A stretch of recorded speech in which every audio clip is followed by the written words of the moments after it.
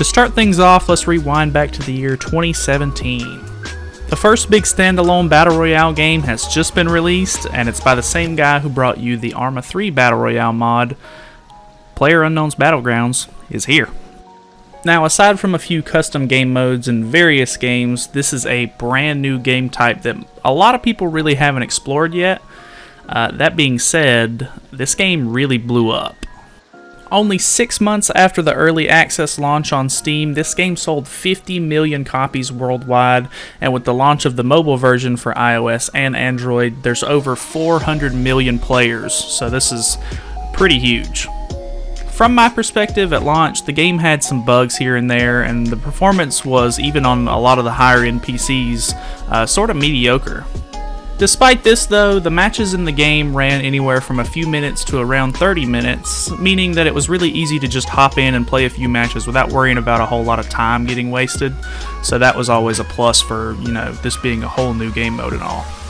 Other than that, this game was such a breath of fresh air compared to most of the stuff that was out at the time, and I think that's what really stood this out and made it really such an instant success.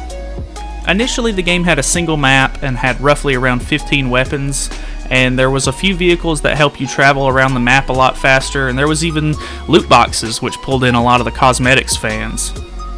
Buying this game with a few of my friends, this was a very easy way to sink in 200 plus hours in the game, which was, 200 hours in just a couple of months wasn't bad at all for the money's worth.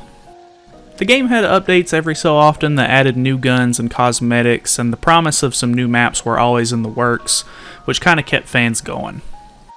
Unfortunately, the game's updates weren't frequent enough for me and my friend group, and it kind of just fell out of the rotation.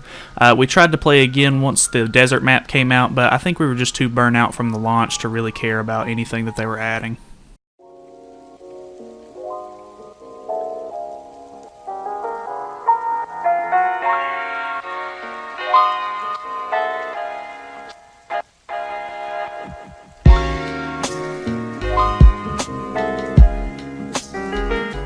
So, at the time of putting this video together, it's the end of August 2019, and I've convinced Weldon somehow to reinstall this game with me, and we're going to see what's been getting all these people back into PUBG.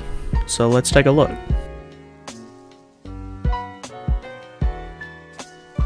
Queuing up and hopping into a game, we get Miramar, which is the desert map. We're still a little bit familiar with this map from the first time that we played it, so we just drop in as usual. Looting a little bit and killing 2 players with a trusty sight that I found, we end up finding a badass new car that we've never seen before, and we zoom off into the sunset. Looting the odd spot here and there and taking some shots at a nearby player, we bring the kill count up to 3. Ultimately, the circle moves in and we're stuck on the border with some less than friendly players nearby. We drive into the zone and get killed by an M24, if that matters. Now, if you've played the game at all in the last year or so, you probably already know that the cosmetics aren't completely free anymore, and apparently this isn't news to anyone except for me. Now that I know this, I can't sleep at night. Why would I save up 700 in-game points to buy a chest that I now have to invest real money into if I actually want to open it? And after looking into the store a little bit, I did see that there are some items that you can purchase without points, but the price on these items is way higher than you would expect compared to the amount of points that you actually get from matches.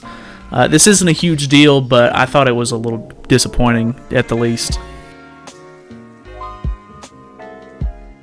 This time we're playing on Sanhok, which is the smaller map designed for more chaotic gameplay.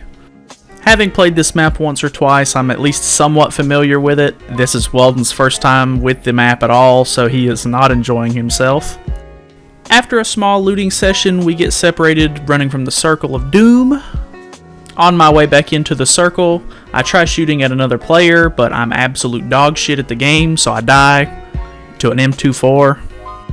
Weldon, on the other hand, is killed shortly after by a guy that's just waiting for him, basically, inside the circle.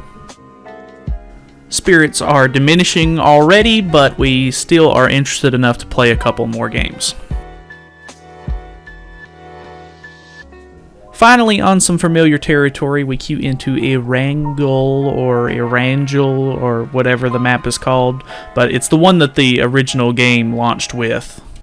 Being the idiot that I am, I say we should drop it to school, which, if you don't know, is public enemy number 1. For some reason, everybody in the world jumps there for some reason. Seeing just how many other people are idiots as well, we try to retreat to the apartments next door and proceed to get torched. Oh, and by the way, just in case you were wondering, I got killed by a fucking M24! So, we get Sanok again. Weldon's pretty much crying in the corner at this point. My spirits are at an all-time low, but we decide to play this one out. Name of the game pretty much, we loot, we scoot, we get shoot. In the end, we get pinned down and they pull the old you go left, I go right thing, and they end up pinching me behind a tree. Weldon follows pretty much shortly after that. On the upside though, the only good thing about this match was that I did not get killed by an M24, so that's a plus in my book.